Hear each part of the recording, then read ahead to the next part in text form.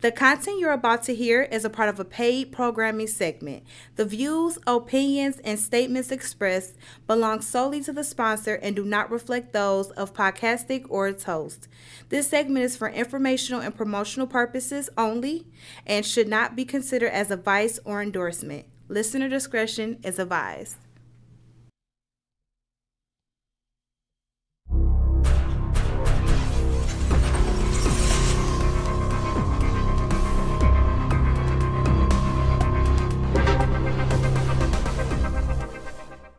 This is what we do featuring.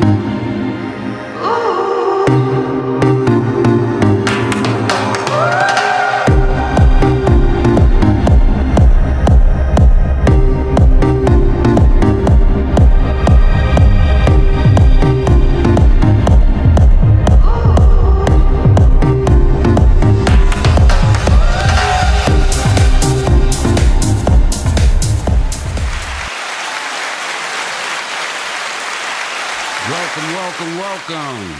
What up, though? This is Dana Green, the president of Macomb Chapter CBTU, and I will be your host today for this episode of This Is What We Do. I would like to, before we get started, take a quick moment of silence and prayer. I will start in this way. Dear Heavenly Father, we thank you for the opportunity of bringing us together to discuss the labor movement and those that are affected in it. We ask that you guide us and give us the strength that we are allowed to plant a seed of activism within those in earshot, and that they may in return spread that word. In Jesus' name we pray.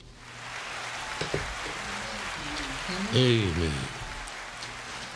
So once again, my brother Kennedy has placed me on film and in front of a camera. I really don't like cameras, but again, this is what we do. So today I have an esteemed panel. I would first like to introduce Brother Frank Woods. Well, okay, I'm back. Seems like this is my second home, but this is great. Today I'm representing the Wayne County Democratic Black Caucus. And we're going to talk about leadership. And I think we need to talk about that with all our organizations we're involved in. Andrea Hunter. I'm here representing Detroit Downriver APRI. I am the president. And just like herpes, I'm back too. I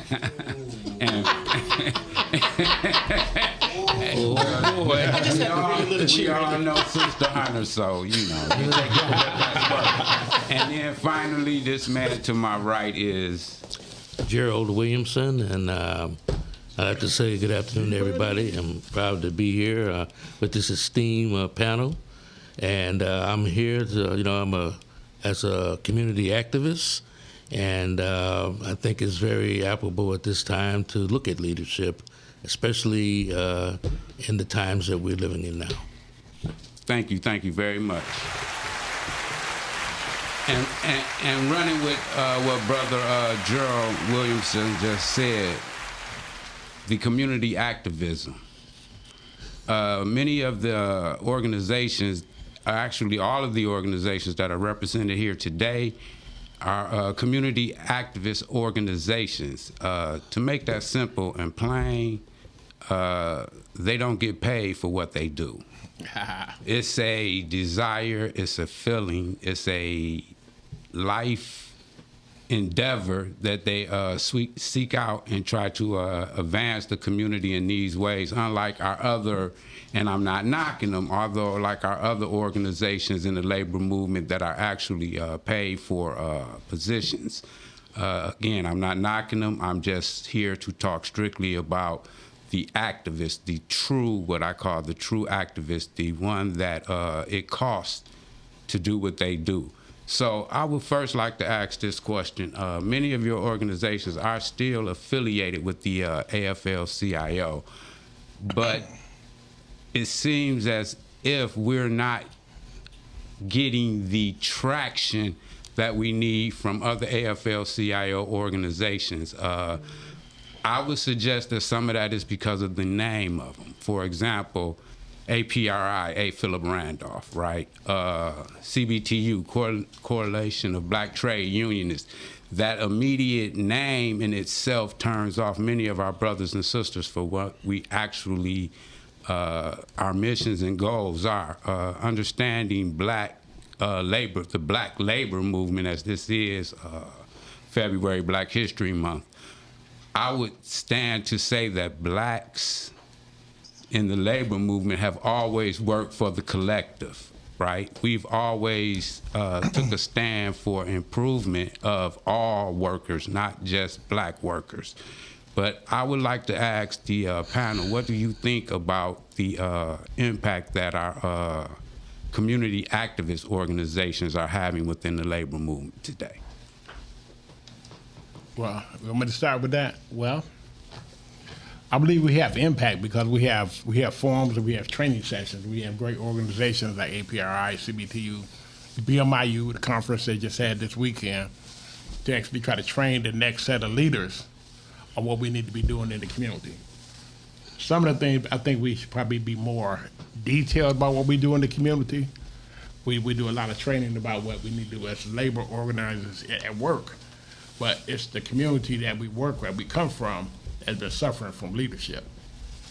So it's incumbent upon us to make sure that we train our leaders, and actually I believe we train them. I'm not sure they're listening. Explain.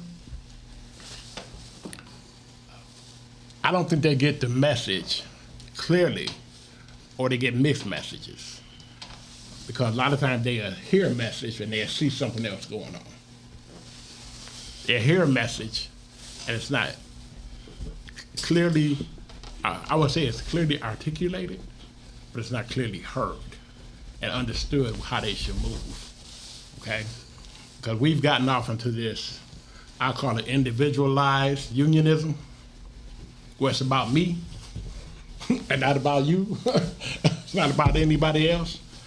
And people pick up on that more so that it's a collective thing, that if I eat, you eat.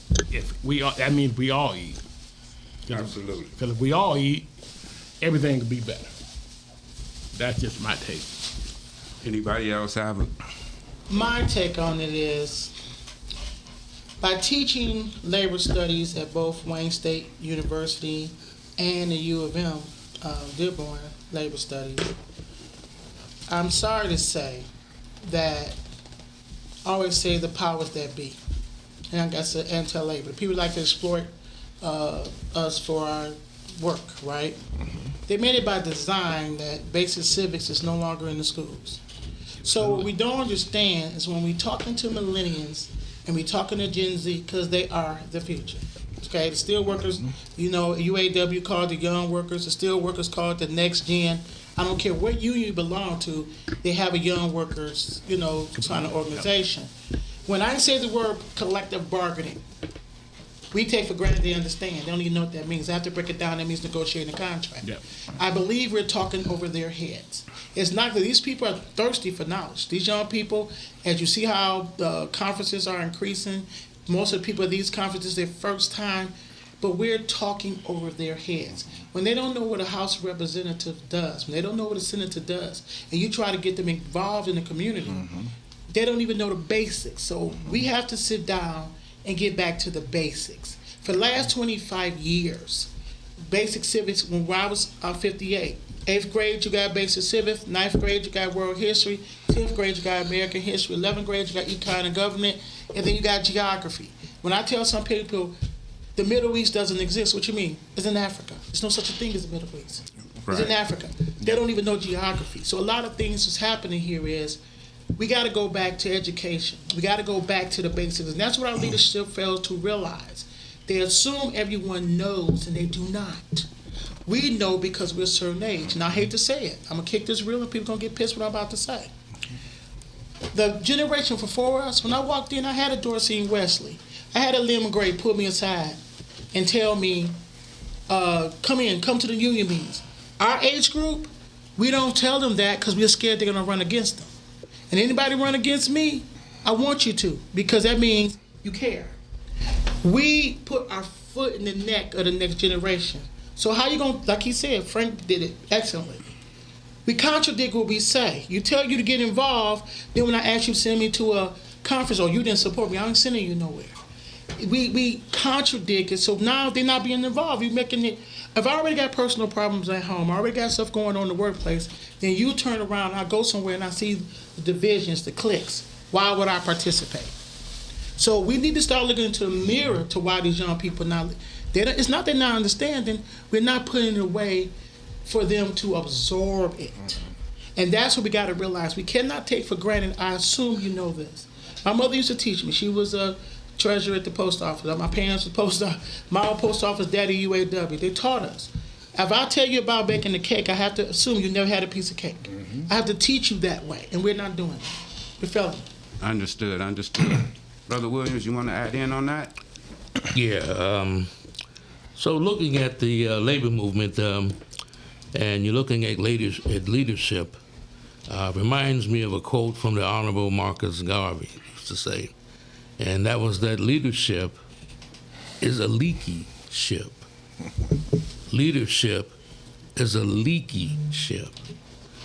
And you have to understand that that when you have these different organizations trying to come together in a common goal, the problem is that these organizations are within a system, and the system is capitalism. And so you have to look at these organizations and look at the system and ask, what is its focus? What is its interest? What are its goals? So when you begin to look at that, then you'll see where those organizations may mean well, but because of what the goals are, and especially the goals they're being in a system, trying to fit in a system, then like I would say, there are many contradictions that exist, because you're trying to do the right thing in this way, but to do that is going to put you in conflict with what the overall goals of the larger systems are. And so, like I said, they're trying to, the organizations are trying to support the system. And when you try to blend in the system, then you take on the characteristics. And that has happened over the years, where we've seen, for example, that the formation of unions is a very good thing, a very necessary thing. But what happens? Well, you take on the mentality of, for example, say, well, the capitalist system, that mindset, in which you begin to look at your members not as a thinking mind, thinking and living human being that's capable of making decisions and living. You look at it as, again, that they're just cogs in the wheel, pieces in the machine. So therefore, you don't respect them. You don't respect their thoughts. And so you begin to treat your members just as the company looks at the workers.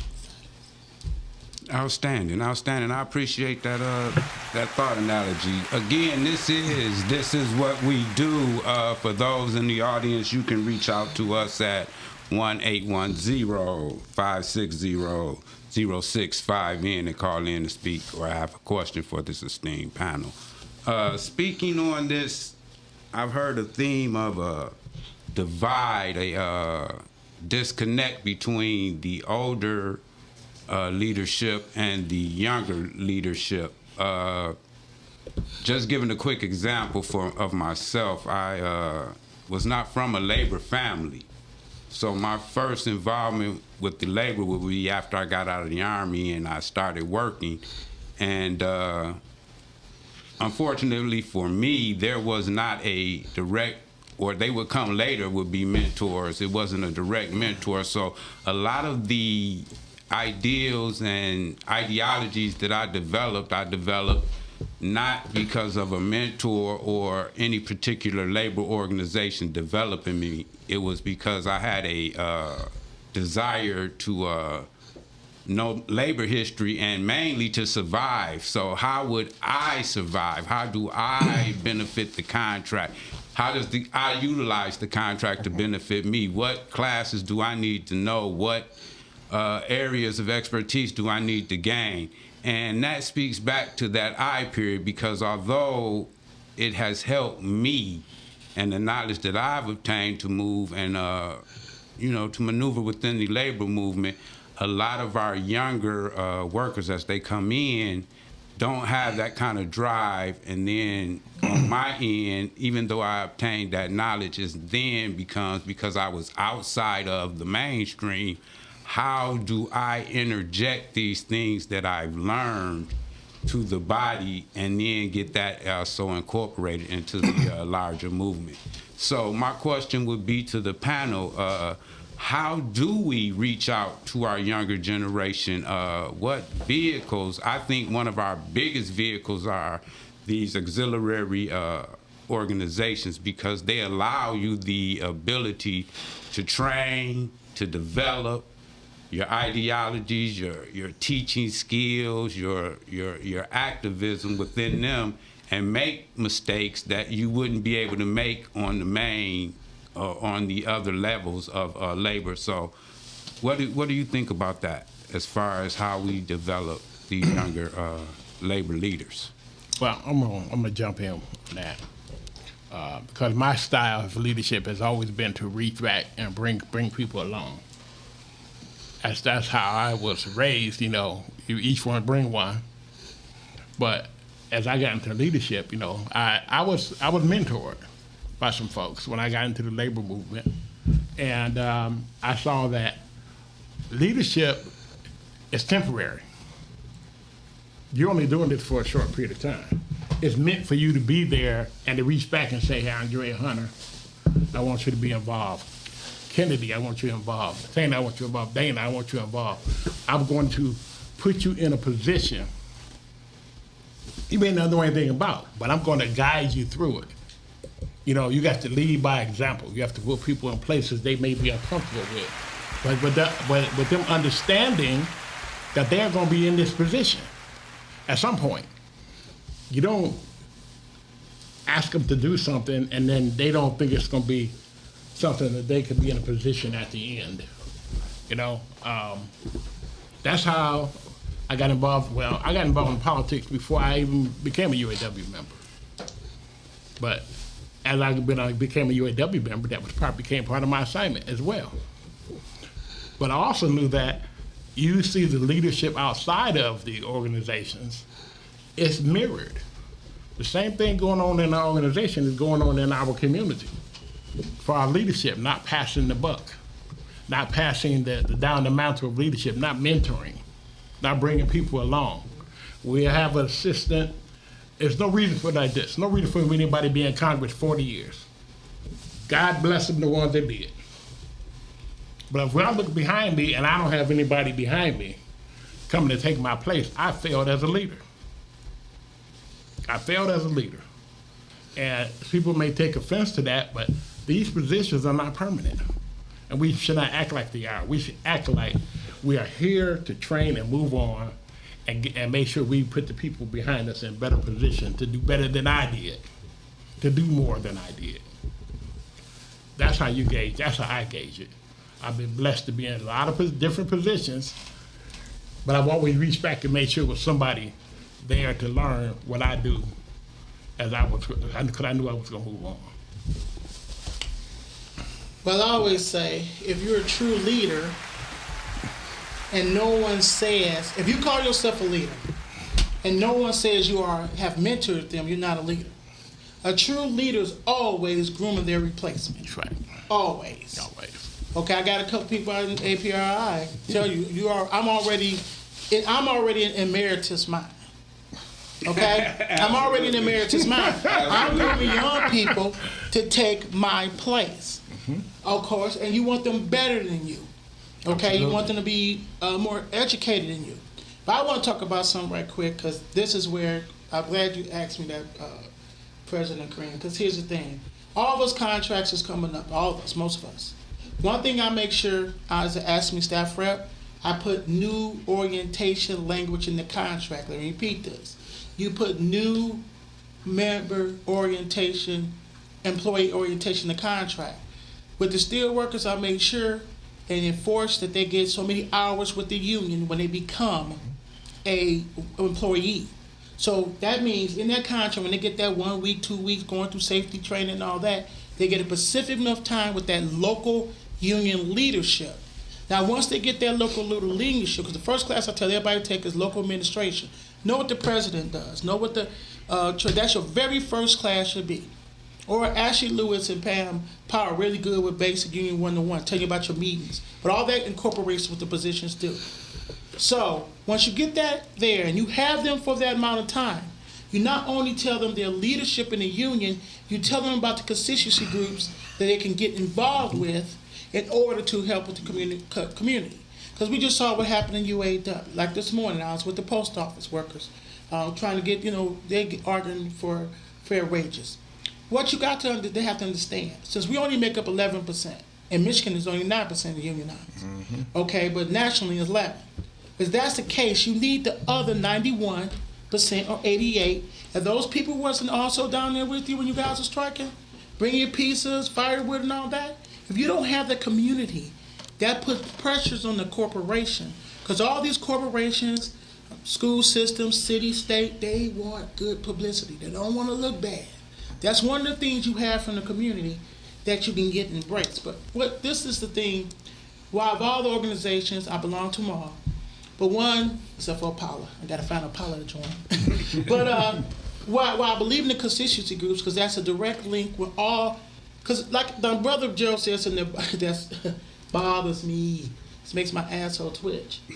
The problem that bothers me is all of us have these egos. We don't want to do, everybody want to be a captain and not a leader. The ego. So if we only make up the 11% nationally and 9%, all of us unions should be getting together. We don't do that because everybody wants to be a leader. So the point is you want to be a captain and you don't have enough sailors, because of course you Army, but I'm Navy. The thing is that what we have to do and strive for is legislation, because like I said, APRI, we're going to talk about it. We have a bill with certain senators where you're making sure you put basic civics back in legislation.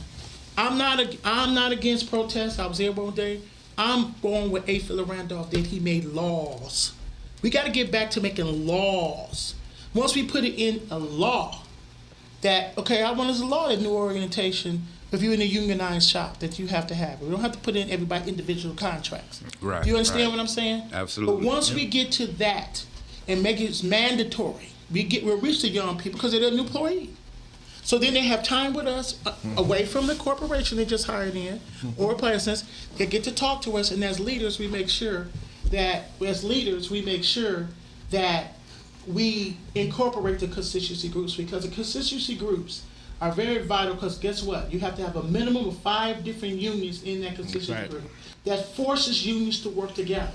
That's what I tell everybody. I'd rather work in my constituency group than my union, because now I got other thoughts, other people and other things. So that's why I prefer for that.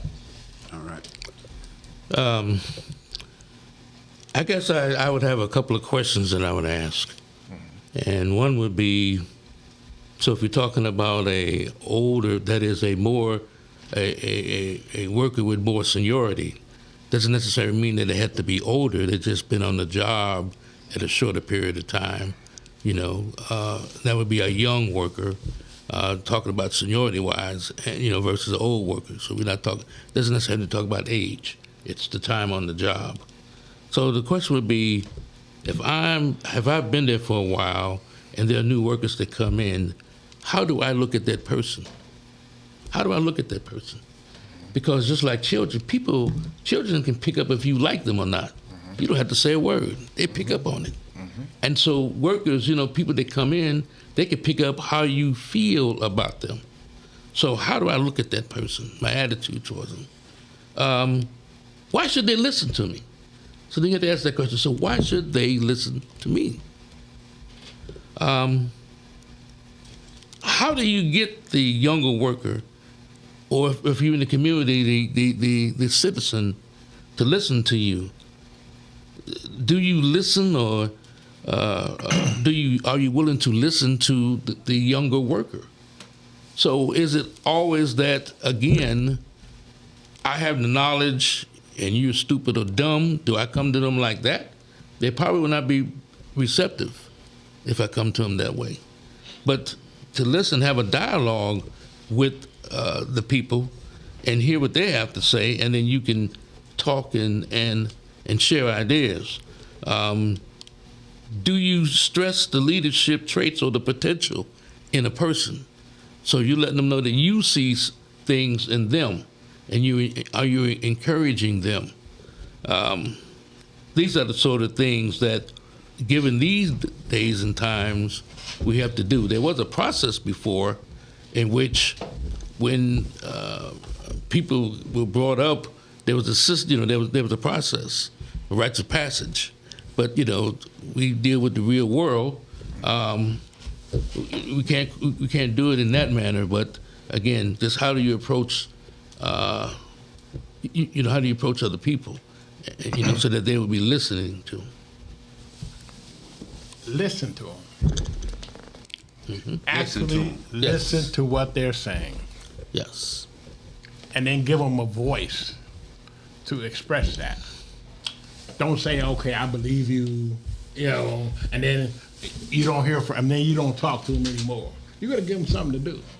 You have to actively listen. That's what I tell people. Right. Not just listen, actively listen. That's right. And you don't have to agree with them. They don't have to agree with you. That's right. But people respect, like I said, they don't listen to what you say, but they will always remember how you made them feel. That's right. And if you make them feel like their voice is not important, because this is what bothers me about old folks, okay? And I'm one of them, because I love my AARP card. And I just had a birthday, so. Right. I love it. But the thing, because if you don't get older, then I'm not ready for the alternative. Right. But what I don't like that people in my age group do, you don't know what you're talking about. You go back then. See, I don't care if, and there's another thing about it, we tried that, it didn't work. Don't say that to a young people. Let's try it. Let's try it again. Let's try it again. And maybe their concept is better. That's right. But when you sit there and you ignore their thoughts and their feelings, then I've seen a meeting where a whole bunch of young people come. Then the next time they're not there. You know why? Because when they came wanting to join. When people say they don't care, that's a lie. They came. The most valuable thing you have in your life is your time. And when you took your time out to come, it's how they felt when they got there. This is why they didn't return. Because I see people cut them off. We did this back then. I don't care how much it costs. I really don't. Let them try it. Maybe people don't realize A. Philip Randolph tried to march on Washington way before he did it in 1963. That's right. He attempted it a bunch of times before he actually did it. So A. Philip Randolph reached out to Bayard Rustin. Bayard Rustin reached out to Dr. King. Dr. King reached out to John Lewis and Jesse Jackson. Everybody has, but see, then when they got there, who did they reach out to? That's the problems. So we have certain different things, and I'm not talking bad about, I've said this to Frank all the time. Y'all know we have a different. Everybody loved John Conyers, but I can tell you in front of him, he was my rep. I'm a 13th district. He didn't replace nobody. He didn't grow nobody for 40 years to replace him. That's right. Because they're scared for someone to run against them. When you do that, and I'll just say this, love is an action word. So if you love your kids, your grandkids, your nieces and nephews, and you don't make this is the first generation that's predicted to do worse than us. And that's our fault. You see, a lot of things we want to blame on everybody else. We want to blame on, is look into the mirror to what you're not doing. Okay? So we have to look into the mirror that we are not listening. And when the brother, like he said, we talking about, young workers, and UAW, I got young workers meaning everybody. What else it just means, for next gen for us is just 18 to 45. They're not talking about that. Steel workers is just the age group, 18 to 45. But the thing is, I'm saying, is we're dying out. That's a circle of life. And we're not giving them the ammunition to take care of these grandkids we say we love. We're not going to give them the same things that we were able to help them out with. Our kids keep coming to us. If they keep coming to us when we die, how they going to help our grandkids when we gone? And that's what I'm trying to say. If you profess to love somebody, when people say politics, I'm not involved with politics, they're involved with you every day. Every day? Okay, one of my things I'm talking about is this big, beautiful bill on one of my YouTube. You finna see what's finna happen to you in November. It's finna be so devastating, I don't know what to say. Because it's things one of the things we have problem with the younger people because they didn't see it as all history. They're about to live it. They're about to live it. See, when you live it, you know, our parents lived it. They remember being on strike. My grandfather, coal miner down in Macon, Georgia, he got hosed down. People died in front of him when he was organizing the coal miners, right? So he was able to talk to me because he lived it. Unfortunately for them, because of us, they're about to see it again. And that's the watch that we dropped them out. Right. I was always told that I'd rather see a sermon than hear one. There you go. There Right. you go. Right, because to see a sermon is actually being acted out. Right, I can see the cause, I can see the effects, I can see the accomplishments of the sermon when I see it. But to just hear it is merely words, and then to speak those words, and then not to walk the walk of the words that you just spoke. Now I see hypocrite. Right, and that's definitely a turnoff. Sister Hunter, you brought something up that I think is very, very important. The labor union, and this is my opinion, some people might not believe this, but I feel that the labor movement is fractured, not just within organizations, but different organizations all together. We're not on the same, we're not lockstep and moving together. We each have our own personal grievances and our own personal gains. But one thing that Sister Hunter brought up was the affiliated organizations. In order to charter one of these organizations, you need at minimum 5 different other affiliated organizations to join your organization. Yeah, they should be active. And they should be active. All 5. And what this does is it provides an outline and a guideline to intermingle with other different AFL-CIO organizations. It gives us the opportunity to find out the things that are working within their organization versus the things that are not working. That, you know, one organization could be stronger in voter registration, right, where another organization is stronger in civil rights. But if we keep trying to reinvent the wheel, we're losing time and we're spinning our wheels because we already have these organizations established and developed, and all we have to do is support. So speaking on that point, the affiliated organizations and the ability to come together, can you speak on the importance of that and how we really need to strive to try to bring these organizations back together? Yeah, I mean, you want to jump on that first? Okay. You know this is my baby right here. Me and Frank have so many conversations on this. Here's the thing. A. Philip Randolph, people don't know the history. He was the vice president of the AFL-CIO. Okay, first African-American vice president, AFL-CIO. And he started constituency groups. We're the senior, right? When he started constituency groups, the point was for all the different unions to work together.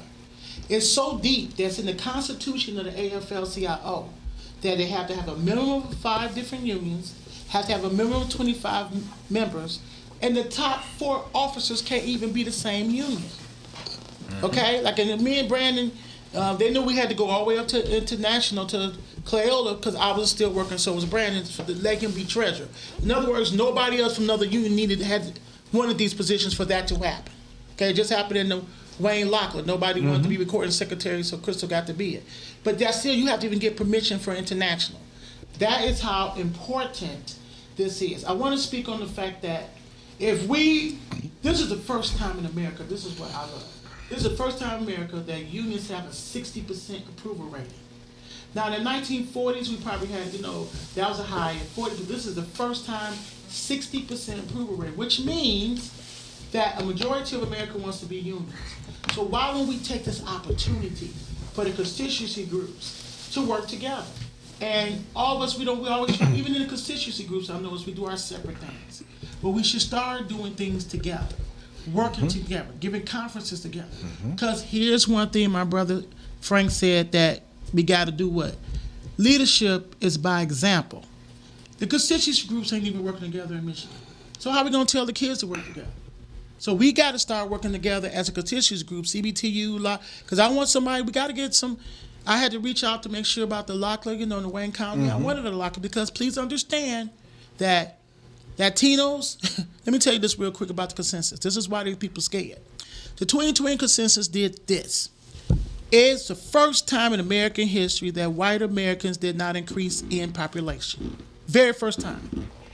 All the rest of the nationalities double. Latinos triple. So if we don't get with these Latinos who seem to be voting against our interests and start educating them, 1 million Latinos turn 18 years old a year compared to the rest of the nationalities. So we all better start working together because it don't matter what we do, population wins votes, right? That's right. Majority, I'm sorry. So we need to get this educated. So no, we need to start focusing, working on this. Of course, we're going to do things because we need fundraisers for our own group. But at least once or twice a year, I think we should do a conference together. That, just a conference. I usually do an AP, I do an APRI conference. But this year, I'm going to reach out to all of us. And we should do it in September, October, right before the election, right? And we should do one a year, okay? So that's how we start working together. Show each other. And then support each other. When you do have a fundraiser, all of us should go to each other's stuff. So if we got to lead by example, we ain't doing that. We can't get mad at these kids when we ain't doing it. Right. Now, once we lead by example, then of course they're coming to the fold. Because you walk the walk, you talk. Outstanding. Outstanding. Again, this is what we do. You can call in at 810-560-0658 with any questions. I would just like to add on to that. Did I hear a challenge? No, I thought I heard a challenge, and I think the challenge that I heard was for all of those that are on the line and in our listening ear, as constituency groups, we need to get together. We need to meet together. We need to work together because in the end, we are the front line. And with that, I'll lean over back to Brother Williamson. And before I let him speak again, I think it would be unfair if I didn't say that Brother Williamson happens to be a good friend of mine and that we've taught at BMIU Black Men in Union labor history together for several years. And when I got this opportunity, I just had to bring him in because of the knowledge that he has. And if you've been listening, he takes it into a different arena that I love. But without more being said, Brother Williams, would you like to further comment on what's been stated? Yeah, on a couple of things. So I remember it was actually at a BMIU conference at one of the workshops, and they have what are called collectives. And in this particular year, the collective was for us that were in the class to go out and go back to our unions and encourage the various unions, their presidents, to come together, put their heads together and work as one, in a common interest. I remember I tried to do that at my union, and at the time, and some of the others, and at that, I guess it was a bad timing. I put it that way, bad timing. We know that the powers that be, they never were for unions, and so they devise, as usual, divide and conquer. What I have here, for example, France, so over in France, what they've done in the past was that all of their unions had worked together, such that if the bus drivers went on strike, then that meant the teachers went on strike, that meant the garbage people went on strike. I mean, this is all in solidarity. They shut the nation down. So I've always thought about that and have been, trying to sort of toot the horn that is something that we want to do. Now, that idea has come up. In fact, if I may, this year would be the 140th anniversary for May Day. It's called the International Workers' Day, Friday, May the 1st of 2026. And at Roosevelt Park, at 2221 Michigan Ave in Detroit, there's going to be a rally from 3 p.m. to 5 p.m. And the point there is for all of us to come together we could go into the history. We can talk about what happened back in 1886. What happened and brought people together. But the thing is that if we could get together, for example, the various unions, people in the various unions, together just on that day as a start, as a rally, and then take it back to our various unions. I know that in my union, the idea has been kicked out that has been kicked around, talked about, that if, for example, when we have our negotiations, if the unions for the various companies can now have to negotiate their contracts in on April 30th, because the law here in the United States is that you cannot collaborate. The unions can't collaborate, and just show support and strike. Right. You cannot do that.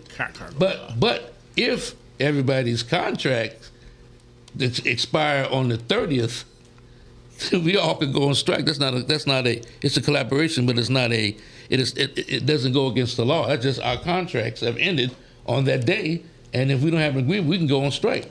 So, we could do a great thing.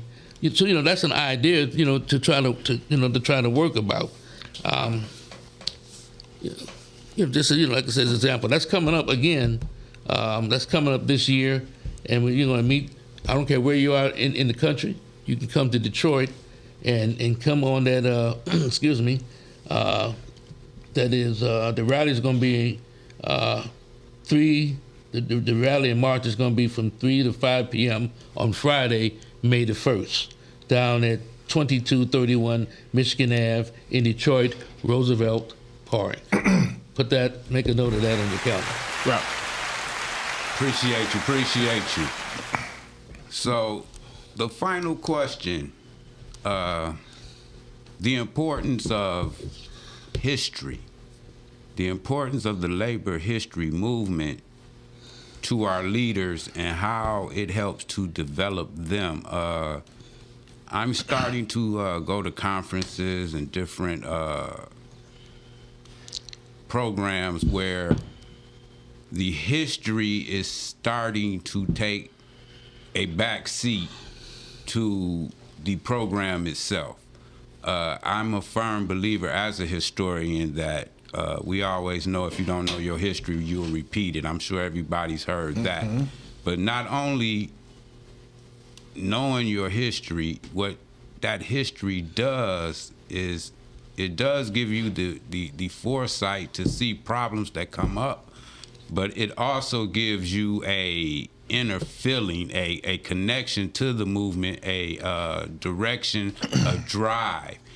This drive is generally carried out through mentoring, understanding the accomplishments through the union or the movements, the losses, right? The loss of lives, the real suffering that labor or activists had to go through to get things that we are losing out. For example, like the 40-hour work week, right?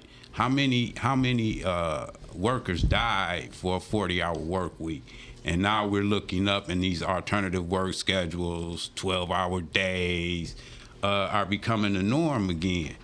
So my question would be history, the importance of it to make sure that our leaders, as they're coming up, are knowledgeable of our history and embraced in our history, and knowing the value of that history and how we can utilize that history to maneuver the labor movement. Well, first you got to know your history. That's right. You got to know your history first. Okay. She can tell you front to back, up and down, behind, around the block, all about APRI and A. Philip Randolph. And I can probably tell you the same thing about CBTU. Okay? But I learned the history from the actual people that lived it. Bill Lucy, great mentor. I try to, y'all had me. I mean, they had me come in at BMIU to talk about the history of your organizations. and the history of labor. We are, our labor movement is not connected. We are disorganized labor in the United States. That's what it is. It's disorganized labor. We become from principled organizations to personality organizations. And that personality falls, or raw water falls down onto the rest of the organization. So each time you got a new leader, takes on that personality. They get away from the principle. They are not steeped in the traditions, and you see that in our country.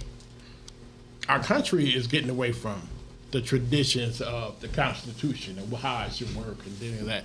So I'm gonna say quickly, if we don't elect people and put people in positions that understand the history and know the history, that's gonna be the first thing that goes. If we don't put people in there that know how to do their jobs when they get elected to a position, train them before our requirements for leadership are so lax, it's ridiculous. Because I'm a member, I can run and be a committee man and don't have to take a class. Who does that? Too many to count. I mean, Lord, It sounds funny, but it's a It's reality. You have It's a people reality. running for executive positions, don't know parliamentary Don't know procedures. nothing. You don't know ask any of that. them what's Robert's Rules of Order, and they looking at you like, you who? crazy. Who? Wait a minute. I ain't never met him, I mean, it's but I want to be your president. I'm gonna be the best guy. I'm popular. I know everybody. Popular. I'm popular, so I want to be your president. And I ain't picked up a book, and then that don't even come to work. I mean, God. I don't come out of the big three. I came out of an IPS shop.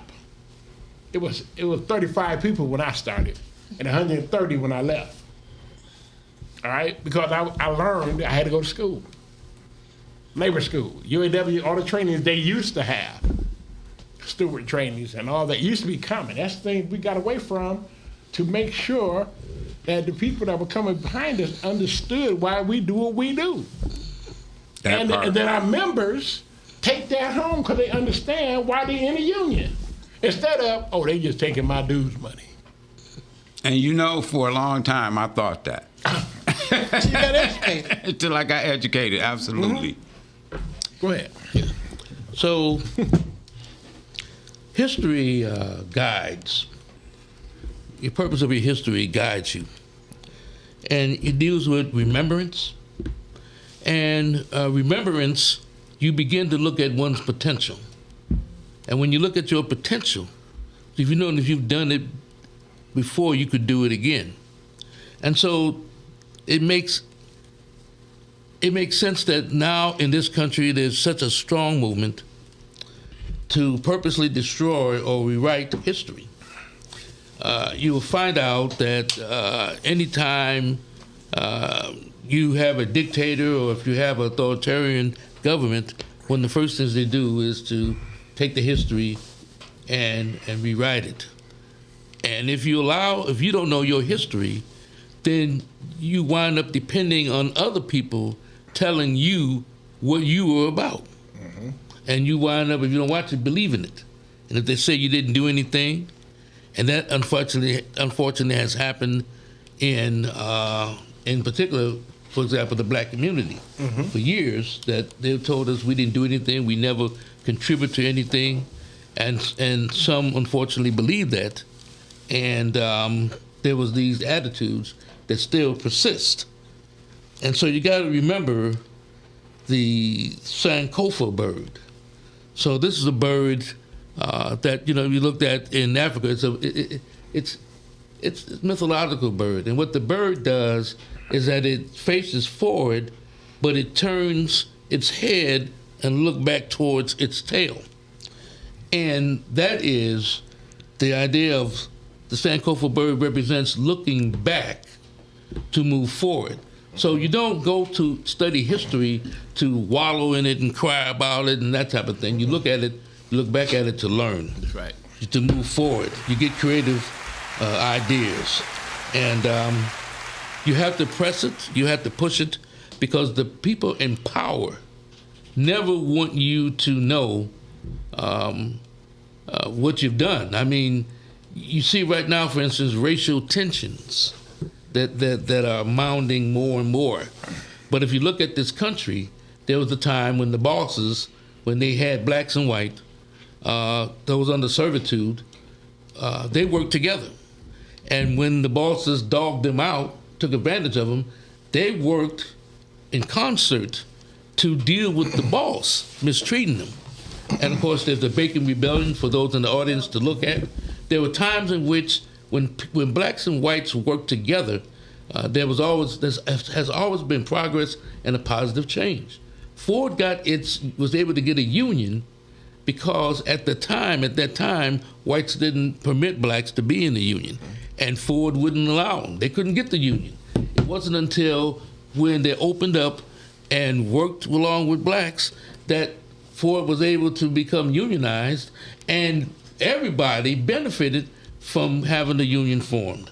So again, knowing, but if that history is wiped out, then they always think that people are bitter enemies, when that's not the case.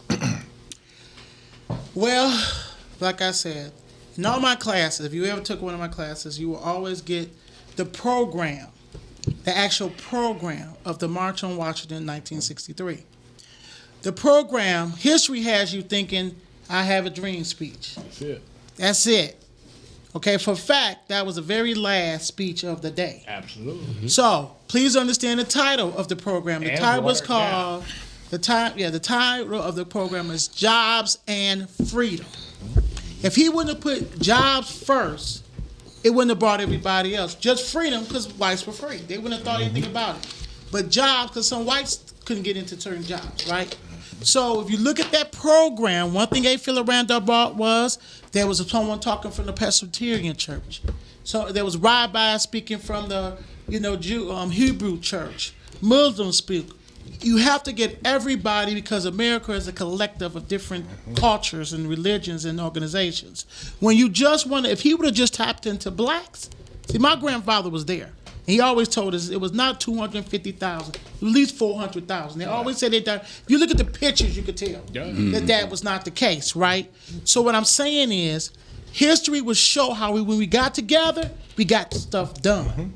Without that history, we doing and repeat it. Because right now, we are living in 1939 Berlin, Germany. What Hitler did. If you don't, because you don't know the Holocaust, you don't realize where we are right now with this leader we have that's called himself the POTUS, right? Because when you don't, like, one thing about it, Barack was a constitutional lawyer, so he knew the Constitution.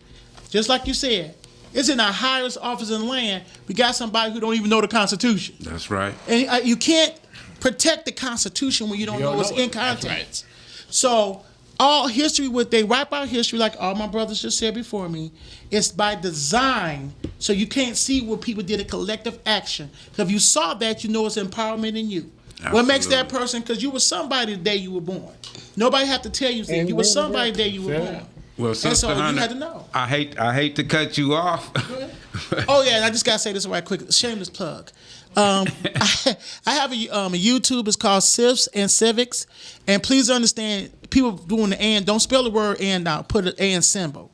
But it's Civics and Civics, and I go through history because this is why I think it's very important that you know your history. It's very good too. Yes, it is. All right. You got a caller. Caller, go ahead. Well, great afternoon to this amazing panel. Thank you. So I agree with mostly everything you all have said. But I also want to, take the elephant in the room. And for those who haven't figured it out by now, in order to lead people, you must love the people. Right? We don't have to like people, but we have to love them, right? True. We have to understand that at this time in our unions, in our communities, it's a couple of things that need to be added to what you all said to really understand, which is our community, our people is one lost, confused, right? They tried to get involved, but because of the way that everything is so territorial, they're afraid to speak up because they're afraid to be ostracized because they have their own opinions, right? So I heard somebody say they like challenges. I love a challenge too, and it's what I do every day. I walk it, I talk it, I breathe it, I eat it. And that is being a valued voice. Everything you all have said is absolutely correct. But until our younger members, even some of our seasoned members who feel lost, until they feel that they can truly trust us, we have to be that value voice. I think Sister Hunter said it earlier. We have to walk the walk, talk the talk. We got to be about that life. We can't give them a facade and think that they're coming into something and they can bring their ideas and we shut them down. Right. There's no longer that type of environment anymore. We need all hands on deck. We need unapologetically black people wanting black leadership, wanting to handle black issue, black education, black stability, black on black on black on black. Does not mean that we don't care about other cultures or other people, but it's a time now that we need to start paying attention to us. We've been there before. We can do it again by being a valued voice, not allowing the shenanigans to guide our young people or to guide us as seasoned people anymore. Unapologetically be a leader. Thank you. Appreciate your comments. I was going to say, she said something that was important a second ago about the person in the White House not knowing the Constitution. But there's a lot of us that don't know the Constitution. That's right. Right? We don't know. So what I started doing at my last Wayne County Democratic Black Caucus meeting, I started giving out pocket constitutions and have somebody explain what they're going through the amendments. Had Shanae Watts and Whitaker go through and explain on these amendments. This is something we got to make sure we have, and you can stick it in your pocket and carry it with you. So we got to know what's in it. We can say, "Oh, I know my rights. I know my rights." I know my rights. No, you don't. Read them. Get that pocket constitution. If you come to the next meeting, you'll get one. Another plug. Another plug.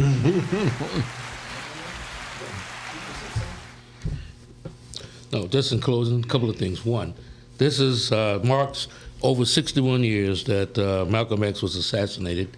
It was February 21st of 1965. And in closing, I'd like to been stressing this just for the black community. And that is, we got to get back to building institutions. We do not control any of our life-sustaining institutions, and that's crazy. We trust other people who have shown the history that they don't have our best interests at heart. And so now I try with dealing with children to encourage them. Again, you're talking about building schools, get on the school board, going to school board meetings, building hospitals, grocery stores, farming, banks, having the police officers begin to live in our communities. Mm-hmm. So we got to get back to building institutions. We got to build and control our life-sustaining institutions. And Brother Gerald, tell them the history that we had our own tossers. We had it, yes. We had it. Oh, I'm saying that when we talk about get to building, please understand we had done it. We did it. It was destroyed. We had towns where we had all the institutions, businesses run. If you look at Tulsa, you can look at all those five of them, Rosewood. Yeah. We had it. So please understand, because you don't know your history.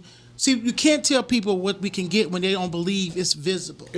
So once we learn the history, let you know you already had this. You got it in Detroit. We come from Kings, right? Where I live. Paradise Valley. Yes. Like I tell people, we were kings, we were queens, we were inventors. I mean, we are. Our history is the lady who just did the Bluetooth, right? I mean, GPS, she just died. The things you have today that you have one of us discovered. Somebody with pigmentation discovered that. And once you know where you come from, this is what the blood that's in your veins. This is the history, is what you're going through. You know you can repeat that. And at a bigger magnitude, because now you have more accessibility. I want to do another shameless plug on March the 14th. I want to invite all the constituency groups. For first, you got to get educated because you do educate community. We're having a DDAPRI. We're having a town hall March the 14th at UWUA Local 223 there, and we're going to talk about. We'll have various speakers. But first, if we don't educate our constituency groups, there's no way you can educate the community. That's right. Duly noted. Duly noted. Please. And on that point, I think we've reached our time limit. Coming on, brother. It's your show. At that point, I think we've reached our time limit. With this group I have here, I know we could talk all day, but we can't talk all day. Right. I want to thank the panel. Sister Hunter, who's a person that I've admired and watched from a distance for as long as I've been truly active in the labor movement. Happy birthday. Thank you. Happy belated birthday. It was yesterday. Yes, yes, ma'am. And I like to say I was born on the assassination day of Malcolm X, but I'm only 41, so you figure it out. To Frank Woods, who was a mentor. He was one of those gentlemen that noticed something in me and would continue to reach out to me and help to guide me and moving forward in my labor activism. And of course, my cohort and partner in crime, Brother Gerald Williamson, who we've just had many great classes. If you ever get the opportunity to stop in and hear one of our classes, please do so. It's an excellent class. We get into some things that are not often talked about. The origin of the labor movement, the ideologies, where it actually comes from, because as Brother Williamson brought up earlier, capitalism, there's no space in capitalism for labor. There's just not. And we won't get into that and do too much detail right now. You're going to start something, brother. I'm not going to start nothing, Gerald. I'm not going to start nothing. We'll be here for hours. I'm just letting you know that things are deeper than the information you're getting on the surface and 3 people that I brought in today, I brought in specifically because they have the ability and the courage and the knowledge to step outside of that safe spot and to speak truth to power and to actually speak the truth. With that, I'd like to say thank you again for coming out. This is what we do. Thank Brother Kennedy for allowing me. This has been a outstanding birthday present. All right. And again, we look forward to coming into your living rooms, cars, earphones, whatever, in the near future. I'm always available. You can reach out and talk to us. And we're always taking membership at the Macomb chapter, CBTU. You get a chance, look me up. You can reach me if you're out there at 313-600-7123. That's 313-600-7123. And with that, I'd like to say goodbye. No, when's your meetings so they can come out? Our meetings are generally the third Saturday of the month. This month we will be meeting. Next month it will be virtual via Zoom. And again, we look forward to you coming out. We will put some information up that you can find us at. You can reach us at GroupMe, Macomb Chapter CBTU. GroupMe, Macomb Chapter CBTU. And with that, I'd like to say goodbye, and everybody have a blessed day. All right. This is what we do.